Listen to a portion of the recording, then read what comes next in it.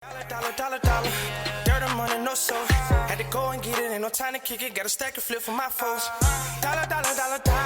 Please tell me you can hear me. Don't turn your back and don't neglect me. Just let me know if you need me.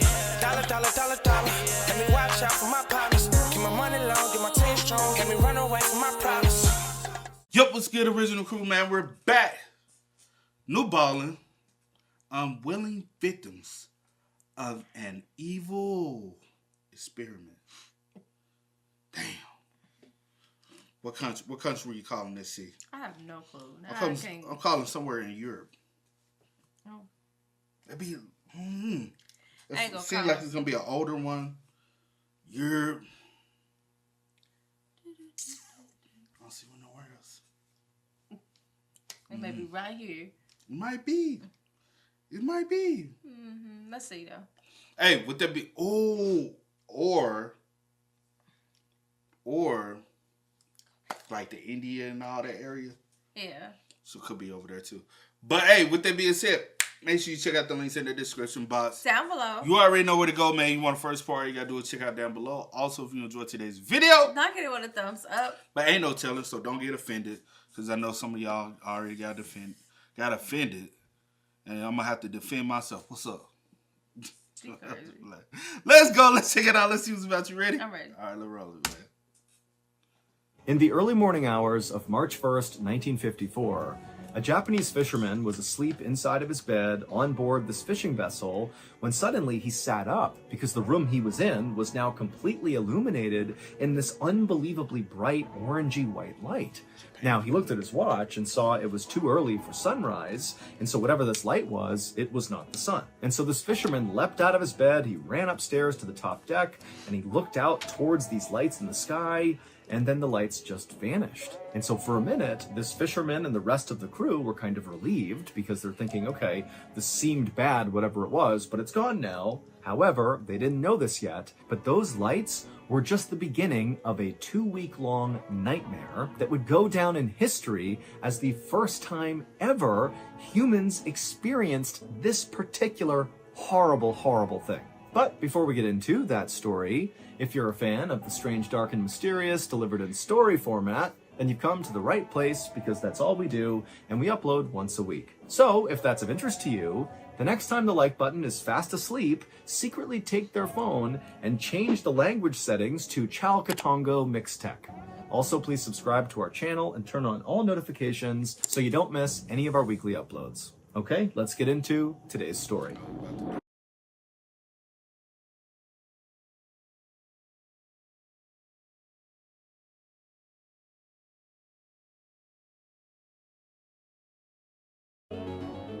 At around 1 a.m. on March 1st, 1954, a 20-year-old fisherman named Oishi Matashishi finally headed down to his bed on the lower deck of the fishing boat that he worked on, which was called the Lucky Dragon No. 5. Oishi was totally exhausted. He and the other 22 crew members had been working practically around the clock, 18-hour days for the last 6 weeks, trying to catch tuna, but so far, this trip had really been a disaster. They had gotten stranded on sandbars, there had been these terrible storms that had nearly capsized the boat, and then also they had lost a lot of their fishing lines when they got snagged on coral reefs. And so, as a result, their tuna hauls so far had been devastatingly low.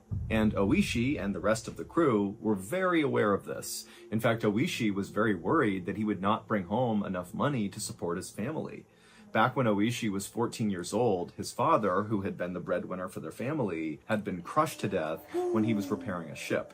And so now Oishi had stepped into that patriarch role, taking care of his mother and his 5 other siblings. And so Oishi really needed a solid paycheck from this trip, and it wasn't looking like that was going to happen. And so Oishi staggered his way into his small room and he collapsed onto his bed. And as he lay there trying to sleep, he felt the ship gently rocking side to side. The ship, the Lucky Dragon No. 5, was anchored relatively close to the Marshall Islands, which is a strip of islands right about halfway between Hawaii and Australia. But what's unique about the Marshall Islands is they sit over these huge ancient underwater volcanoes. Now, these volcanoes are dormant, but the captain of the Lucky Dragon No. 5 was weary enough about getting too close to these dormant volcanoes in fear they might erupt that he intentionally kept them about 80 miles or so away from the Marshall Islands. And so eventually, Oishi did drift off to sleep in his bunk. But 5 hours later, Oishi suddenly sat up wide awake because the little room he was in was now completely flooded with this very bright yellowy light. And so Oishi, he's kind of confused. He felt like it was too early for sunrise, and he checked his watch and he saw it was only 6:45 a.m. And so yes, it was too early for sunrise. So whatever this was, it was not the sun. And then when he went to the little porthole window where all this light was coming in, he had to squint his eyes, but he looked outside and he couldn't tell where this light was really coming from or what it was. But he could clearly see it was coming from the west, and the sun rises in the east. So really, whatever this light was, it was not the sun. At the same time, the rest of Oishi's crewmates who were in this room with him, they were also starting to wake up and kind of looking around like, what's going on here? And then without even saying anything, all of them just rushed out of the room and ran upstairs to the top deck to look around and see what was going on. And when they got up there, Oishi looked out towards the west where these lights were up in the sky, and he couldn't really see a clear point of origin. It wasn't like there was an obvious thing creating these lights. It was more like the western sky was just unbelievably bright and yellow and orange, and it seemed like the light was kind of hovering over where the Marshall Islands would be. And so everyone's thinking, is it possible this is a volcano eruption? Is there something else going on here? And then as the crew is just watching in stunned silence at all these crazy lights in the sky, the lights kind of began to fade and they turned blue and purple, and then they just went away, and the entire crew was pitched back into darkness. What are you over here doing? Something just clicked in my head, man. Are you gonna tell us or you gonna wait? Nah, I'm gonna wait. I'm peeping game on everything, and I ain't no dummy. I'm trying to make sure what I'm thinking is gonna unfold. Okay.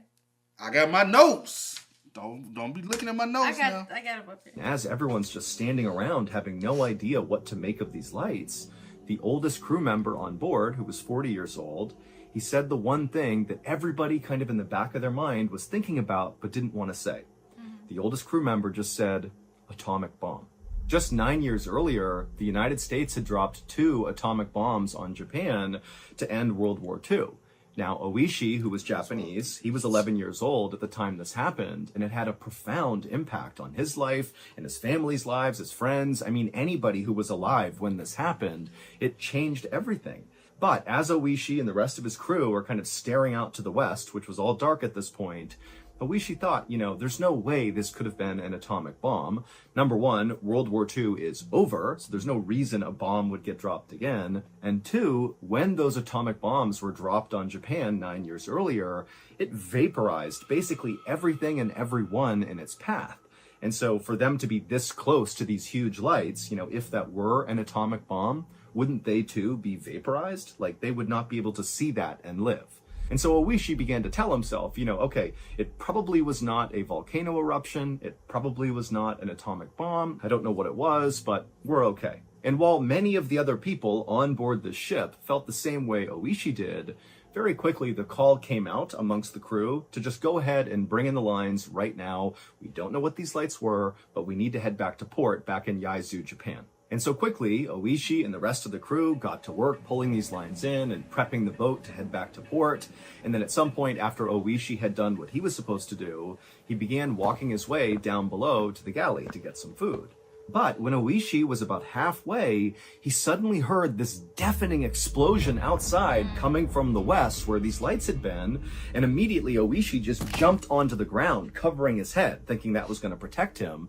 And as he's laying there listening to this unbelievable exploding sound, he's thinking, oh my gosh, one of those volcanoes under the Marshall Islands has indeed erupted. That's what's happening. And any minute now, a giant tsunami wave from this eruption is going to flip us over. We're going to get killed here. And so Oishi, as this massive exploding sound is going on, he jumps to his feet and he runs upstairs and he finds the majority of the crew that was still up there had jumped to the ground and they were just kind of protecting themselves. A couple braver crew members had stood up and were kind of looking out towards the west to see if they could see what was going on. But there were no lights now. It was just these crazy loud exploding sounds coming from the west. And then suddenly all the sound stopped and Oishi and the crew at that point braced for what they believed was this inevitable tsunami wave that was going to hit them. But the weird thing is after the exploding sound stopped, everything was totally calm. In fact, Oishi glanced over the edge of the boat and he saw the water was totally placid, more calm than normal. And after a few more minutes went by and no massive tsunami wiped them all out, the crew was like, what's going on here?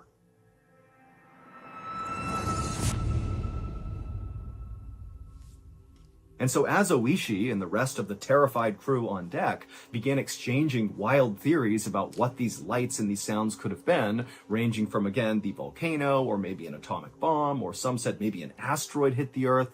And as they're doing that, the ship captain called out again, hey, finish pulling in the lines. We need to get out of here right now. We don't know what that was. We don't know what's coming next. We gotta go. Now, for reference, pulling in these lines was not as simple as it sounded. It was kind of a long and complicated process, and so Oishi and the rest of the crew, they began doing their best to pull these lines in as quickly as they could, but when the sun finally rose in the east, the crew on board the Lucky Dragon number 5, as they looked out towards the west, towards the Marshall Islands, they began to notice these weird gray clouds forming over these islands. And as the crew began to talk about these strange-looking clouds, they noticed that despite the wind blowing from east to west, these clouds, these weird clouds over the islands, were actually making their way towards them. Basically, they were moving against the wind, which made no sense. And so as these clouds got closer and closer, the ship captain was screaming at Oishi and the others to hurry up, get these lines in, we gotta go, we don't want to wait for this cloud.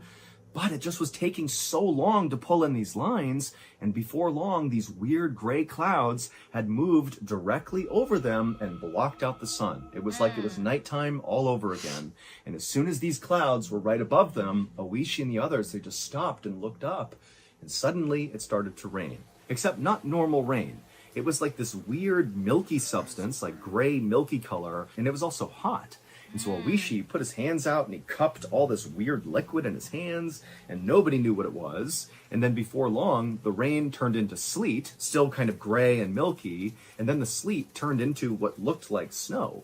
And so Oishi and the others, they had their hands out still, and they were catching these weird snowflakes, but they didn't melt in their hands. They just kind of pooled on their hand and just sat there. Now, Oishi and the others were definitely unsettled by the snow and frankly by everything that had happened that morning. They really did not understand what was going on, but there was something kind of incredible about this weird substance that was coming out of the sky, to the point where many of the fishermen on board grabbed bags and saved some of this weird mushy snow stuff to bring back home, to maybe show their families and friends, or even to give to science to see if maybe they could study it and see what it was. And so after Oishi and the rest of the crew had kind of gotten over the novelty of this weird snow coming out of the sky, they just got right back to work pulling in these lines. And the whole time, remember, they're getting dumped on by this weird stuff that's not melting, and it's building up on the deck to the point where they have to stop what they're doing and shovel this stuff off the deck just to continue pulling in the lines. And for hours and hours they did that, just under this weird snowstorm. And then finally, right around noon, all the lines had been pulled in, and the ship's captain turned the wheel, and they began heading towards port. The next morning, Oishi woke up inside of his bunk on board the Lucky Dragon number 5. It would take several days to make it all the way back to port. And when Oishi woke up, he was suddenly struck with this intense nausea.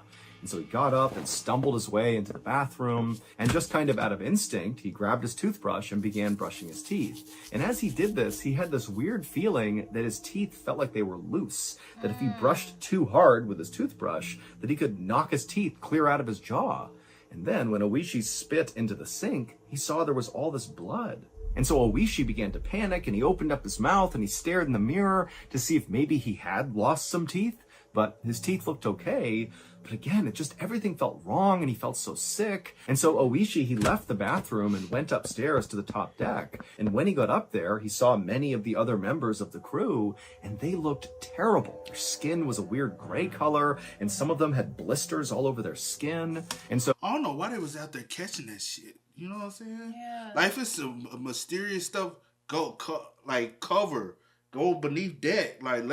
Like, as soon as you see, like, this is... Put clothes on. But then I'm like, by the time it got over and it started falling and hitting your skin anyway, 9 times out of 10, probably was too late. But if you see something coming, like, go cover high. I mean, yeah, especially And then- it's odd and you already see it like coming your way and Yeah. everything just seems so weird. Yeah, And definitely. then if it's getting on deck, yeah, most put definitely. put clothes on, cover up, and go sweep it up. Because then your skin is not being exposed. Still might be inhaling it, which would because still could cause whatever happened. Yeah, You know. that's crazy. And when he got up there, he saw many of the other members of the crew, and they looked terrible. Their skin was a weird gray color, and some of them had blisters all over their skin. And so to Oishi and to the other crew members, it now seemed kind of obvious that whatever was coming out of the sky, that weird milky substance and that weird snow that didn't melt, clearly it must be toxic in some way, or maybe it's led to some horrible allergic reaction. And so Oishi and the others began referring to the stuff that came out of the sky as death ash. And the fishermen who had gathered up a lot of this death ash into bags to bring back home were now too scared to even touch the bags. Like, they wanted to take the bags and dump the contents overboard, but the fear of interacting with that weird death ash was too much. And so there were these bags kind of draped all over the ship that nobody went near that contained this stuff. And over the next few days that the Lucky Dragon number 5 continued its journey towards port, Oishi and the rest of the crew members continued to get sicker and sicker. In fact, on one day, Oishi was outside unfurling one of the sails, and as he was hoisting this rope, he noticed the rope was covered in blood. And then when he looked at his hands, he realized it was because his hands were basically disintegrating as he was touching the rope, like his skin was just falling apart. And then in addition to his skin falling off, Oishi's hair began falling out in huge clumps. And he was not alone. Many of the other crew members on board the Lucky Dragon number 5 had the same things going on. It was like everybody was just totally deteriorating, and they all knew it had to be connected to whatever the heck they had heard and seen when there was that explosion and the lights and the stuff raining out of the sky. They didn't know what it was, but it could not be a coincidence. That happened, and now this was happening to them. And so finally, on March 14th, the crew of the Lucky Dragon number 5 pulled into port in Yaizu, Japan, and as they got off, they made this interesting decision to not tell anyone what happened to them.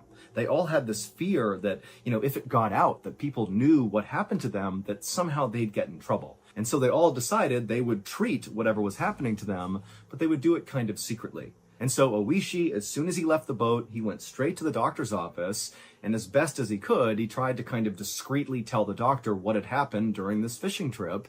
And then he showed the doctor all these lesions on his skin and the bald spots and the fact that he was so sick and that his teeth felt loose. And the doctor's like, I got no idea what's wrong with you. And so all he did was prescribe Oishi some zinc ointment to put on all of these blisters and lesions on his skin. And he told Oishi that, this should work. It should clear everything up and you should be okay. But, come back if this ointment doesn't work. A few hours later, a woman was inside of her home in the port city of Yaizu, right near where the Lucky Dragon number 5 had docked, when she heard a knock on her front door. And so she put her broom up against the wall, she walked to the front door, she opened it up, and standing right outside was this horrible looking man who had gray skin and lesions all over him and all these bald spots, and he was smiling and his teeth were all red, like there was blood all over his teeth. And for a second she thought about slamming the door, but then she looked more closely and she realized it was her neighbor, Oishi. As soon as she realized this, she said, Oishi, what happened to you? And he just kind of shrugged his shoulders like he didn't have a way to explain all of this. And then he held out a small gray package and he just said, here's some extra fish that we caught on the last fishing trip I was on. I just wanted to give it to you. And the woman, who was still totally caught off guard by how terrible Oishi looked, she just turned and pointed at her kitchen table, telling Oishi to put the fish on the table. And so Oishi came inside and limped his way into the kitchen and put the package down. And then when he turned to leave, the woman stopped him and she said, Oishi, tell me what's going on here. You look horrible. You have all these bloody bandages on you. Was there a fire on the boat? Was there some sort of accident? Tell me. And so Oishi, he looked down for a second and then he looked back at her and said, I'm sorry, I can't tell you. Because again, remember, Oishi and the rest of the crew had decided they were not going to share details of what happened. And so, Man, bump that. I'm telling everybody. Like, shit. Hey, some shit went on, bro. Don't go out to sea, bro. You don't want them problems. Man, I'm not. You think I'm finna just walk around in pain, agony, just so y'all Man, we don't know what me. happened. Yeah. We don't. How we gonna get in trouble? We don't know what happened. How much time you got? Cause I need to talk to somebody. I'm telling you. Call everybody in the neighborhood. Cause I'm telling. I'm not finna just. You know how much pain and agony he must be. Bloody mouth, blister. That's pain. And then, personally, I would definitely tell, because if y'all are experimenting in this area, y'all have a bigger plan. You know what I'm saying? Whoever, y'all have a bigger plan. That's like whatever it is. You know what I'm saying? So go kill somebody slowly. Yeah. So that's a slow death, slow and painful death. Oishi and the rest of the crew had decided they were not going to share details of what happened. And so this woman, who really liked Oishi and wanted to make sure he was okay, she just said, okay, you don't got to tell me about it, but here, have a seat, we'll catch up about other things. And so Oishi, he nodded and took a seat inside the living room. And as he sat there, the woman went into the kitchen and she got a cup of water. She brought it back and she handed it to him. And Oishi, he took the cup with a trembling hand and he sat there drinking his water, just looking so terrible. And the woman, she really didn't know what to say. She did not understand at all what was happening, but she could tell, Oishi does not want to talk about it. And so to kind of break up the silence, she just began talking about stuff she had heard on the news. And the big news story that everybody was talking about was the science experiment that was done out near the Marshall Islands. And when this woman talked about a science experiment and the Marshall Islands, Oishi dropped his glass and it shattered on the ground, and he just stared at this woman with a look of absolute terror on his face. And at this point, Oishi decided he was not going to keep his story secret anymore. And so he told his neighbor what had happened out on the water, the explosions, the lights, the rain, the snow, all of it. And after he did, the woman became terrified and said, "Get out of my house, go, go, go." And so Oishi, he got up and he kind of ran out of the house, not really sure what was going on. And then the woman, after Oishi was gone, she turned and she realized the package of fish that Oishi had left was sitting inside of her kitchen. And so she screamed and she too ran out the door. Over the next few days, more and more of the fishermen from the Lucky Dragon number 5 began to talk about what had happened out on the water. And as those stories began to circulate, they began to make the news all over the world. And as this happened, fish markets all over Japan had to shut down and destroy thousands and thousands of pounds of fish in fear that it might have come from the Lucky Dragon number 5. And the reason why everybody was so scared of coming in contact with anything that had been on board the Lucky Dragon, whether it was the fish or the people, is because on March 1st, 1954, when Oishi was suddenly woken up by the bright light outside coming from the west, and then there was that loud explosion, and then the cloud and the rain and the snow, all of that was not a volcano. It was not an atomic bomb. It was not a meteorite. It was not a fire. It was that science experiment that was talked about on the news. The U.S. military was testing a brand new weapon that is quite possibly the most lethal weapon ever made. It's called a hydrogen bomb, and for reference, hydrogen bombs are 1,000 times more powerful than atomic bombs. Now, they detonated this hydrogen bomb far away from all of civilization. However, the Lucky Dragon number 5 was just close enough to this explosion that the crew on board the ship became the first humans in history to experience something called fallout, which is when deadly radioactive particles from this explosion get thrown up into the sky from the blast, and then they rain down on you like snow.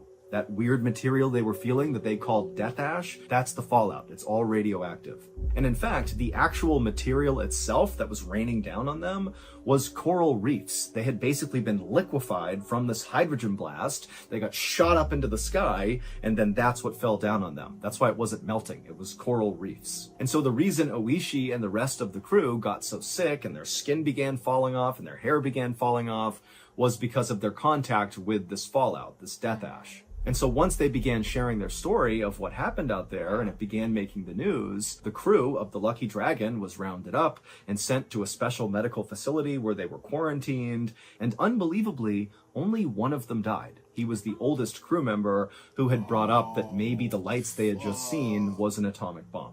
But even though the rest of the crew survived, they would spend the rest of their lives battling strange diseases and cancers, and many of them would become sterilized, and those that weren't, their children often had birth defects. As for Oishi, he gave up being a fisherman and instead became a dry cleaner, but he wound up spending the bulk of the rest of his life being an anti-bomb advocate and author until his death in 2021, when he would pass away at the age of 87.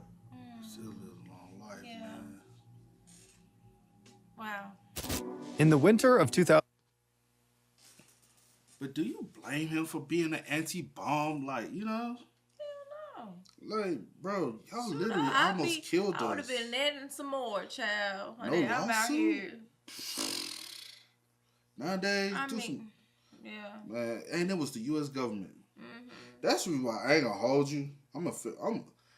I'm fear of retaliation. These folks ain't forgot what y'all done did to them. You know what I'm saying? Mm-hmm. Any day, somebody could just say, man, that's one of the biggest things I'm afraid of. Like living That is so crazy. and trying to survive in the world Mm-hmm. based off of in the history of what others have done. Yeah. And people want to retaliate one day and say, yeah, we never forgot what y'all did to us. You know what I'm saying? That's why I be like, sometimes you gotta stay out of people's business, bro. Let them folks, you know? Yeah. And then Sorry, I get, like, when you do have to, like, for stuff like that, go out. Because at the end of the day, it's not like they tried to harm anybody by doing this experiment. It's just y'all didn't fully observe y'all surroundings. I mean, well, technically, y'all doing it for a reason to potentially, eventually, Because y'all already you dropped know, the to, atomic bomb. you know what I'm saying? Yeah, This y'all is doing even it to, worse. I mean, y'all testing it, not thinking people around, but y'all still, the intent is still to eventually, you know, Just- harm people. Honestly, think But- about it. That was what, 1954? 1954, yeah. Just think about shit they developed since. Whew. That's crazy. And it's that you don't know what they testing on. And I am so surprised because I just knew, I was just like, in my head, I was like, oh my gosh, there's going to be so many, like, fatalities from this. But. Because you it know was what's so just- crazy? Unfortunately, it was one, which is, you know, super sad. What's It was crazy just one. is the conspiracy behind what happened in 2020. Mm-hmm. A lot of people believe that they were working on another way to set off an atomic bomb, but it went like beyond what out of their control. They believe what happened in 2020 was something that was being experimented on to see the effect of it. And now here we are stuck with it. You see, you know what I'm saying? Like, just imagine the things that they possibly are experimenting with. Now, that's a conspiracy. I don't know no truth or facts behind it, so Yeah. don't come for me for saying something like that. I just know some people put it out there as a conspiracy theory. And I'm like, hey, it possibly could have been. So, you know what I'm saying? Don't come for me if you want to combat that. But it's a possibility. You don't know what y'all ain't in these labs. Y'all ain't, you know? Yeah. Like. And at the end, I'm glad that he spoke up and then everyone else started to want to, you know, so that y'all can get the help that you need. You know what I'm saying? Because they took all y'all, quarantined y'all, you know, together. Because peep this. And treated each one of them. What if she just said, hey, put the fish in there. All right, you have a good day. And she didn't say, hey, sit down. Hey, let's have a conversation. She would have prepared the fish. She would have and actually, like, consumed it. You know what and I'm saying? What and about these possibly ashes? It could have been contaminated. Yeah. Like, what about the ashes? Like, it's so, like, that could have been so much worse. Yeah. Like, that could have been so much worse to the point where there was no coming back from it. And luckily, they only got the little amount of exposure because I don't know if you saw the map of, like, the distance from where the explosion happened and where they were actually at. Yeah, I seen it. Like, they were in a far distance away. That's a pretty big distance, 71 miles. That's far. And for y'all just to get that little amount of ash. So just imagine. So just imagine if somebody was right there, 5 miles away, 10 miles away, they're gone. And man. Yeah. And then just imagine if they never told anybody. Yeah. They were literally dying as they walked. And I wanted to, whatever it was, have people react like that, or put fear into the, the town or whatever, whatever the reason were that they agreed to not tell anyone. But I'm like, people are going to wonder. Y'all are coming back. Your physical appearance is different. You know what I'm saying? Life literally deteriorating as we look at you. Like, everything. Outer, inner, whatever. Like, you're going downhill. So people are going to wonder and question. And then it's already on the news. So people are going to eventually put two and two together. Possibly, since they know your occupation. Well, I think, because they were there for a little while, so I don't think people would have been like, oh, y'all got exposed to, I don't think they would have.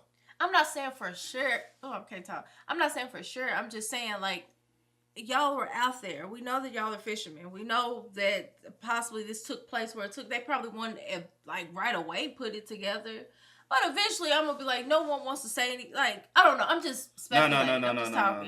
I get what you. But no, because I was thinking about something else. Just imagine, because they were docked right here fishing, right? Mm-hmm. They were literally fishing for tuna.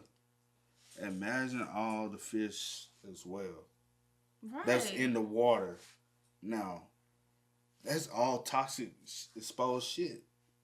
That's why That's where they go get their food from.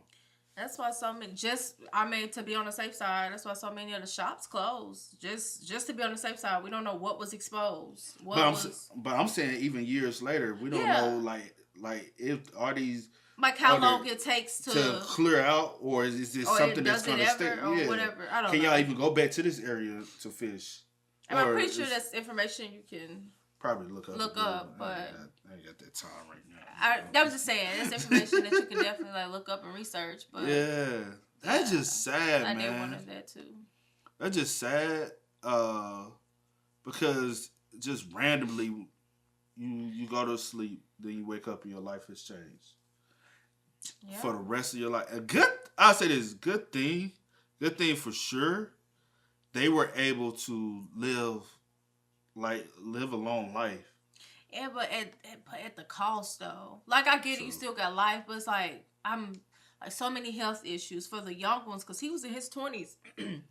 True, right? True that. He was in his 20s. So for the ones that are young, his age, or maybe a little younger, I don't know the age. I just know it was 22 of them out there. Yeah. The ones having kids, like just this one day, this one situation has affected an entire generation. Like, my kids having defects, I'm having all type of health issues, cancer, some men being sterile. Like, that's what?